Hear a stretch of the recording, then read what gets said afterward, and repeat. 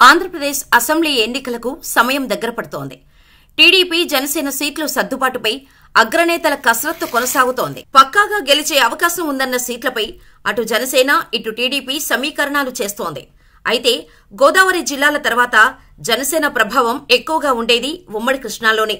అయితే ఈ రెండు పార్టీలు పొత్తులో ఉండటం వల్ల సీట్ల కేటాయింపుపై కసరత్తులు చేస్తున్నారు.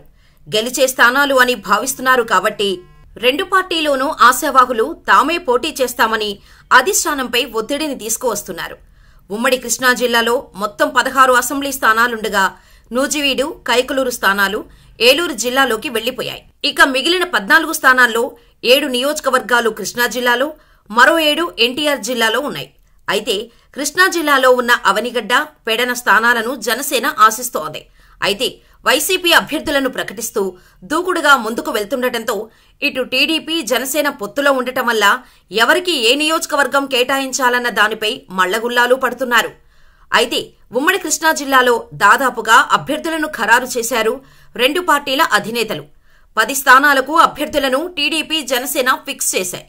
మచిలీపట్నం నుంచి మాజీ మంత్రి కొల్లు రవీంద్ర, గుడివాడ నుంచి వెనిగండ్ల రాము, గన్నవరం నుంచి యార్లగడ్డ వెంకట్రావు, పామర్రు నియోజకవర్గం నుంచి వర్ల కుమార్ రాజు అభ్యర్థిత్వాలను ఖరారు చేసినట్టు తెలుస్తోంది. ఇక విజయవాడ తూర్పు సెగ్మెంటు నుంచి ప్రస్తుత సిట్టింగ్ ఎమ్మెల్యే గద్దె రామ్మోహన్, నందిగామ నియోజకవర్గం నుంచి తంగిరాల సౌమ్య, నూజివీడు నుంచి కొలుసు పార్థసారథీలను అభ్యర్థులుగా ఫిక్స్ చేసినట్టు సమాచారం. అటు విజయవాడ పశ్చిమ నియోజకవర్గాన్ని జనసేనకు కేటాయించగా సెంట్రల్ నుంచి బోండా ఉమామహేశ్వరరావు మరోసారి బరిలోకి దిగనున్నారు. ఇక జగ్గయ్యపేట నియోజకవర్గం నుంచి శ్రీరాం రాజగోపాల్ తాతయ్యకు టికెట్ ఖరారు చేసినట్టు తెలుస్తోంది. అయితే కృష్ణా జిల్లాలో ఉన్న అవనిగడ్డ, పెడన స్థానాలను జనసేన ఆశిస్తోంది. అవనిగడ్డలో జనసేన పార్టీకి ఇన్ఛార్జు లేకపోయినప్పటికీ ఇక్కడ చాలా బలమైన క్యాడర్ ఉంది. సామాజిక వర్గాల పరంగా కూడా జనసేనకు మంచి బలం ఉంది. కృష్ణా జిల్లాలో పవన్ కళ్యాణ్ మొదటిసారి ఈ నియోజకవర్గంలోనే వారాహి యాత్ర నిర్వహించారు. ఉమ్మడి కృష్ణా జిల్లా జనసేన అధ్యక్షుడు బండ్రెడ్డి రాము అవనిగడ్డ టికెట్ ఆశిస్తున్నప్పటికీ టీడీపీ నుంచి సీనియర్ నేత మండలి బుద్ధప్రసాద్ రేసులో ఉన్నారు. ఇప్పటికే ఈ స్థానం తనకు కన్ఫామ్ అయిందని బుద్ధప్రసాద్ చెప్పుకుంటున్నారు. మరి ఈ సీటు విషయంలో ఇరు పార్టీల అధినేతలు ఏ నిర్ణయం తీసుకుంటారన్న ఉత్కంఠ నెలకొంది. ఇక పెడన స్థానంలోనూ టీడీపీ జనసేన బలంగా ఉన్నాయి. పెడనలో గతంలో జనసేన ఇన్ఛార్జిగా ఉన్న ఎడ్లపల్లి రాంసుధీర్ వైసీపీలో చేరారు. దీంతో ఇటీవల ఇన్ఛార్జిగా పంచకర్ల రమేష్ ను నియమించింది పార్టీ. జనసేన ఖచ్చితంగా గెలుస్తామని చెబుతోన్న స్థానాల్లో పెడన కూడా ఒకటి. ఇక ఇదే స్థానంలో టీడీపీ ఇన్ఛార్జిగా ఉన్న కాగిత కృష్ణప్రసాద్, మరో టీడీపీ నేత బూరగడ్డ వేదవ్యాస్ కూడా బరిలో ఉన్నారు. అయితే బూరగడ్డ వేదవ్యాస్ ఇటీవల పవన్ కళ్యాణ్తో సమావేశమయ్యారు. ఆయన జనసేనలో చేరి పెడన స్థానం నుంచి పోటీ చేస్తారని ప్రచారం జరుగుతోంది. ఇక ఎన్టీఆర్ జిల్లాలో కీలకమైన స్థానం విజయవాడ పశ్చిమ నియోజకవర్గం. జనసేన ఇన్ఛార్జి పోతిన మహేష్ తనకు టికెట్ వస్తుందని కొండంత ఆశతో ఉన్నారు. టీడీపీ నుంచి బుద్దా వెంకన్న, జలీల్ ఖాన్లు తమకే టికెట్లు ఇవ్వాలంటూ బల ప్రదర్శనలకు కూడా దిగారు. బీసీ సామాజిక వర్గం నేతలుగా పోతిన మహేష్, బుద్దా వెంకన్న రెండు పార్టీల నుంచి రేసులో ఉన్నారు. మైనారిటీలు ఎక్కువగా ఉన్న స్థానంలో తనకే టికెట్ ఇవ్వాలంటున్నారు జలీల్ ఖాన్. ఇటీవల పవన్ కళ్యాణ్కు కలిసి ఉమ్మడి అభ్యర్థిగా తనకు అవకాశం ఇవ్వాలని కోరారు. పొత్తులను పక్కన పెట్టినా టీడీపీకి సీనియర్ల బెడద ఎక్కువగా ఉంది. ఎవరికి వారు నియోజకవర్గాల్లో తమకే సీటు వస్తుందంటే కాదు, అధిష్టానం నా పేరే ఖరారు చేస్తుంది అన్న గంపడాసులు పెట్టుకుని ఉన్నారు. దీంతో ముఖ్యంగా పార్టీలోని నేతల మధ్య సమన్వయం లోపిస్తోంది. ఎవరికి వారు బలప్రదర్శన చేసేందుకు సైతం సిద్ధపడుతున్నారు. విజయవాడ తూర్పులో సిట్టింగ్ ఎమ్మెల్యే అయిన గద్దె రామ్మోహన్ ఉన్నారు. కానీ ఆ స్థానాన్ని వంగవీటి రాధ ఆశిస్తున్నారు. ఆయన వైసీపీ నుంచి బయటకు వచ్చి కొన్నాళ్లు రాజకీయ నేతలు అంటీముట్టనట్టు ఉండి కొన్ని రోజులు జనసేన, కొన్ని రోజులు టీడీపీ అంటూ చివరకు టీడీపీలో చేరారు. మరి ఈ ఎన్నికలు చావో రేవో అన్నంత ప్రతిష్టాత్మకంగా తీసుకున్నారు.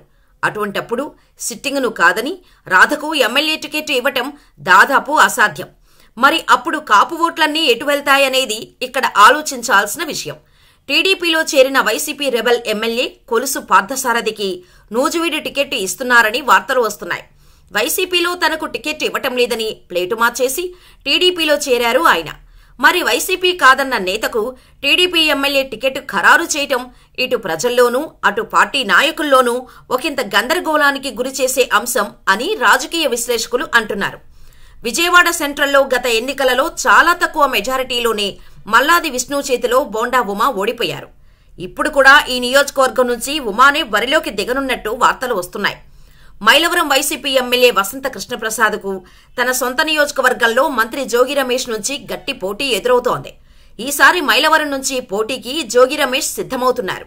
ఈ నేపథ్యంలో వసంతకు టికెట్ దక్కకపోవచ్చనే ప్రచారాన్ని ఆయన ప్రత్యర్థులు తెరపైకి తెస్తున్నారు.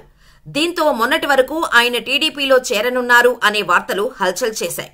కానీ ఆయన టీడీపీలో చేరాలంటే అక్కడి నుంచి ఖచ్చితంగా టికెట్ ఇస్తానన్న హామీ వస్తేనే చేరుతారు. కానీ టీడీపీలో దేవినేని ఉమాని కాదని వసంతకు టికెట్ ఇచ్చే సాహసం చేయదు టీడీపీ. సో ఉమాకే మైలవరం సీటు దాదాపు కన్ఫామ్ అయినట్టే. ఇక మైలవరం నియోజకవర్గంలో కూడా జనసేన ప్రధాన కార్యదర్శి అక్కల గాంధీ కూడా తనకు టికెట్ కావాలని కోరుతున్నారు. అయితే మైలవరం టికెట్ మాత్రం టీడీపీకే వెళ్లే అవకాశాలు ఉన్నాయి. మొత్తానికి ఉమ్మడి కృష్ణా జిల్లాలో ఏ సీటు ఎవరికి కేటాయిస్తారనేది త్వరలోనే క్లారిటీ రానుంది. దాదాపు మెజారిటీ స్థానాల్లో అభ్యర్థులు ఎవరనే దానిపై టీడీపీ జనసేన క్లారిటీకి వచ్చాయి. కానీ అనూహ్యంగా బీజేపీ కూడా పొత్తులో చేరేందుకు రెడీ అయింది. జనసేన టీడీపీ పొత్తు విషయంలో వైసీపీ ఒకంత హ్యాపీగా ఉందని అనుకోవాలి. ఎందుకంటే జగన్ ఎమ్మెల్యేల ప్రోగ్రెస్ రిపోర్ట్, గడప గడపకు అచీవ్మెంట్తో పాటు ఐపాక్ నివేదికల ఆధారంగా కొంతమంది ఎమ్మెల్యేలతో పాటు మంత్రులను మందలించినట్టుగా సమాచారం. అయితే వారిలో కొందరు టీడీపీలోకి వెళ్లలేక జనసేనలోకి వెళ్లాలని ప్లాన్లు వేసుకున్నారు. సడన్ గా టీడీపీ జనసేన పొత్తుతో వారికి వైసీపీ తప్ప ప్రత్యామ్నాయం లేకుండా పోయిందని అధికార వైసీపీ భావిస్తోంది. టీడీపీ జనసేన పార్టీల అధినేతల మధ్య సయోధ్య బాగానే ఉంది. కానీ క్షేత్రస్థాయిలో పరిస్థితి భిన్నంగా ఉంది. ఎక్కడా కూడా రెండు పార్టీల మధ్య క్యాడర్ పొసగటం లేదు. టీడీపీ నుండి సీటు ఆశిస్తున్న అభ్యర్థుల మద్దతుదారులు జనసేన క్యాడర్తో కలవటం లేదు. టీడీపీతో సఖ్యత లేని వాళ్ళని సహించేది లేదని చెప్పినా ఆ దిశగా క్యాడర్లో ఐక్యత కనిపించటం లేదు. పొత్తు ప్రకటన తర్వాత జరిగిన వారాహి యాత్రలో రెండు పార్టీల మధ్య సయోధ్య కుదరలేదనే అభిప్రాయం వ్యక్తమవుతోంది. ఈ రెండు పార్టీల ఓట్లు బదిలీ అవుతాయనేదే లేదా అనేది ఇప్పుడు పెద్ద సవాలుగా మారుతోంది. రెండు పార్టీలు పొత్తు కుదుర్చుకున్నప్పుడు సాధారణంగా బెనిఫిట్ పెద్ద పార్టీకి ఉంటుంది. లాభమంతా తెలుగుదేశానికే ఉంటుందనేది క్లియర్గా కనిపిస్తోంది. పవన్ సైతం ఇప్పటికే ప్రజల్లో పార్టీలో టీడీపీతో పొత్తు, చంద్రబాబు సీఎంగా కమిట్ అవ్వటంతో ఎన్ని సీట్లు ఇచ్చినా సర్దుకుపోయే ధోరణితోనే ఉన్నట్టు స్పష్టమవుతోంది. ఇది జనసేన శ్రేణులకు రుచించటం లేదు. పవన్ సీఎం కావాలని తాము కోరుకుంటుంటే చంద్రబాబు కోసం పనిచేయటం ఏంటనేది క్షేత్రస్థాయిలో చర్చ పెద్ద ఎత్తున జరుగుతోంది.